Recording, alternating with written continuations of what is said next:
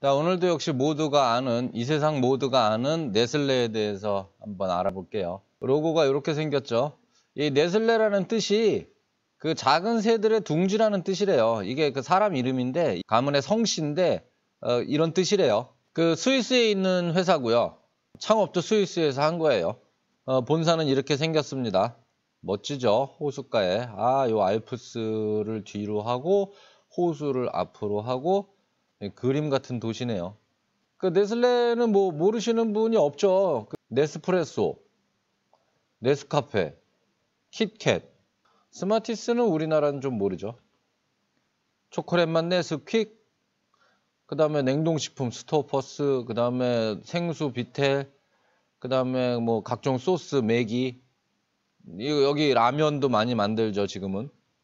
스위스 익스체인지에 상장되어 있는 기업이고요. 스위스 익스체인지를 약자로 6라고 하더라고요.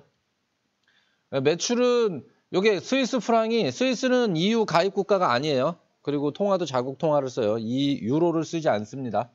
스위스 프랑은 CHF라고 하는데 US 달러랑 거의 환율이 비슷해요. 그래서 그냥 달러로 생각하고 읽으시면 되고요. 91빌리언이니까 우리나라 돈으로 91조 원 정도 되는 매출을 합니다. 글로벌 대기업이죠.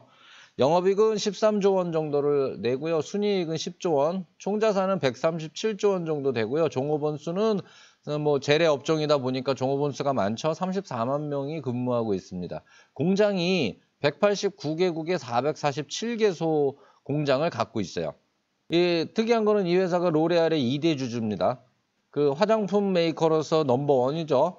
세계 부호 순위로도 순위권 안에 드는 로레알. 로레알의 2대 주주입니다. 그 오너가를 제외한 2대 주주예요. 1866년 앵글로 스위스 컨덴스드 밀크가 연유거든요. 연유 회사가 1866년에 생겼고 그 다음 해에 네슬레 씨가 분유 업체를 만들었어요.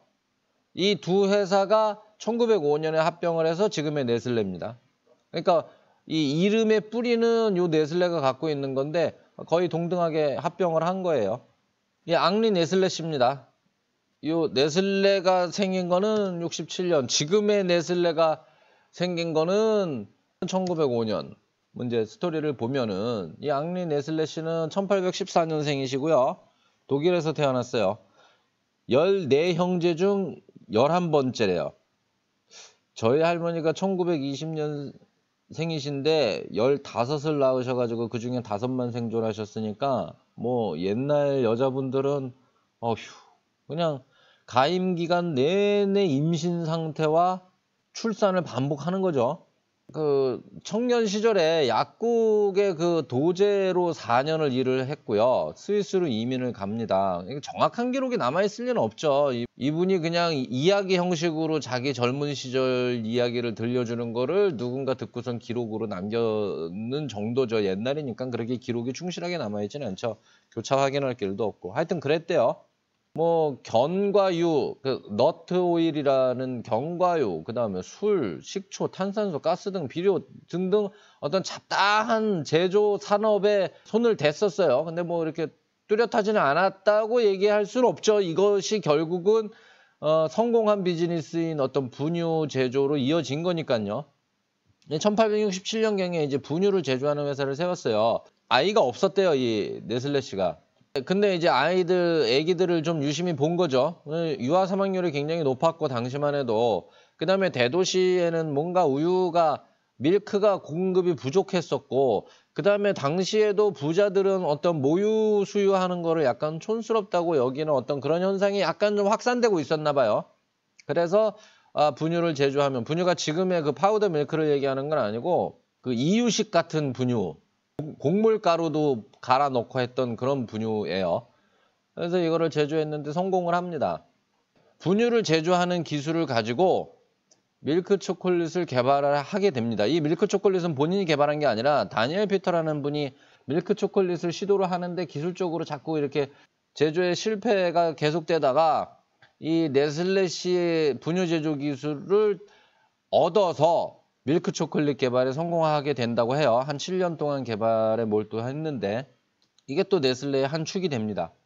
밀크 초콜릿이 개발되던 즈음에서 75년에 회사를 매각을 해요. 네슬레 씨는 14년생이니까 61에 은퇴를 해버리는 거죠. 지방에서 조용히 여생을 보냈다고 해요.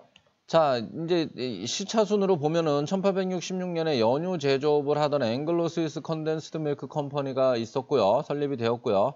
미국 사람이 스위스에 와서 세운 회사래요. 그 다음에 이제 앙리 네슬레 씨가 분유 제조업을 시작을 했고요. 그 다음에 1875년에 초콜릿 제조업하던 그 다니엘 피터 씨가 네슬레 씨 기술 협조로 밀크 초콜릿을 개발을 하게 됩니다. 말씀드렸던 대로.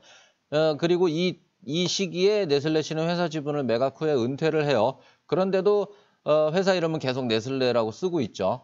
그 1877년에는 앵글로 스위스, 아직 합병 전이에요. 앵글로 스위스와 네슬레가 서로의 분야는 한쪽은 네슬레가 연유 사업에 진출을 하고 앵글로 스위스가 분유 사업에 진출을 하면서 직접적으로 경쟁을 하게 돼요.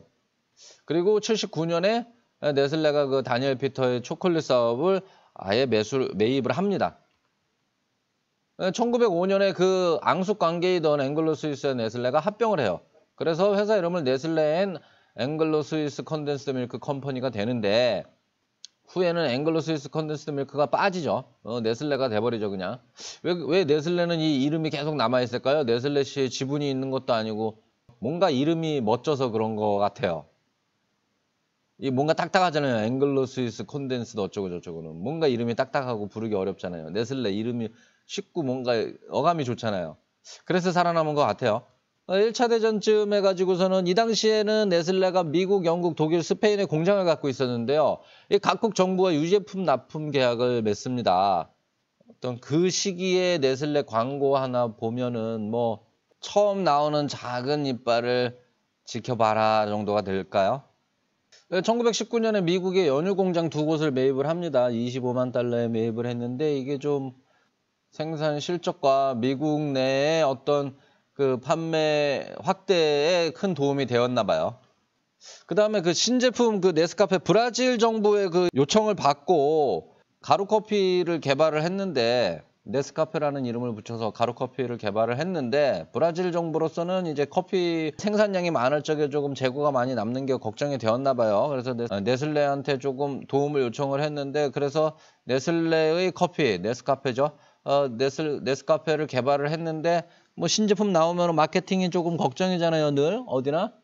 근데 2차 대전이 터지면서 이 네스카페를 군납을 하게 됨으로 해가지고 어떤 사람들이 어떤 일상적으로 먹는 어떤 음식이 돼버린 거예요. 커피가. 그 다음에 이제 47년에 맥이라는 회사를 인수를 합병하고요. 이 맥이라는 회사는 스위스에서 1884년에 생긴 오래된 회사인데 이거를 인수를 합니다. 식품회사인데 처음엔 이런 소스 만드는 거고 요새는 이런 그 라면을 열심히 만들어요, 이 회사가. 그래서 우리나라에서는 보기 어렵지만은 제가 아프리카에 있을 적에는 아프리카 슈퍼마켓에서는 라면을 거의 이 회사가 많이 만들어서 팔고 있었어요. 그다음 1950년에는 크로스 앤 블랙웰이라는 그 1700년대 영국에서 생긴 오래된 식품회사를 합병을 합니다. 마요네즈도 만들고요. 뭐 케이퍼스도 나오고 뭐 이거 우리나라 슈퍼에서도 해외 식품 코너에 가면은 흔히 보는 거예요. 이런 케이퍼스 이런 것들. 63년에 핀두스라는 45년에 생긴 그 스웨덴 식품 회사를 합병을 합니다. 이 회사는 그 냉동식품을 만드는 회사고요. 71년에는 리비스라는 그 1869년에 시카고에서 생긴 리비스라는 회사를 합병을 합니다. 서부 영화에서나 나옴직한 형태의 캔 음식이에요. 콘드 비프. 1973년에는 스토퍼스. 그 다음 1974년에는 로레알, 뭐 너무나 유명한 세계에서 가장 큰 화장품 회사의 지분을 삽니다. 그 다음 1977년에는 알콘이라는 유명한 큰 회사를 인수합병합니다. 그 다음 2007년에는 거버라는 유명한 이유식 업체를 인수를 하죠. 헨리 네슬레 씨가 처음 그 사업을 일으킨 그 업종이 이유식이죠. 분유죠. 그게 2007년에 거버를 인수함으로 해서 다시 본분으로 돌아갔다 뭐 이런 얘기들이 오고 가곤 했어요. 뭐 네슬레는 워낙에 큰 회사이니까 뭐 이후에 뭐 최근에 벌어진 일들에 대해서는 뭐 굳이 언급할 필요는 없고 이런 과정을 거쳐서 세계적인 대기업이 되었다라는 말씀을 드립니다.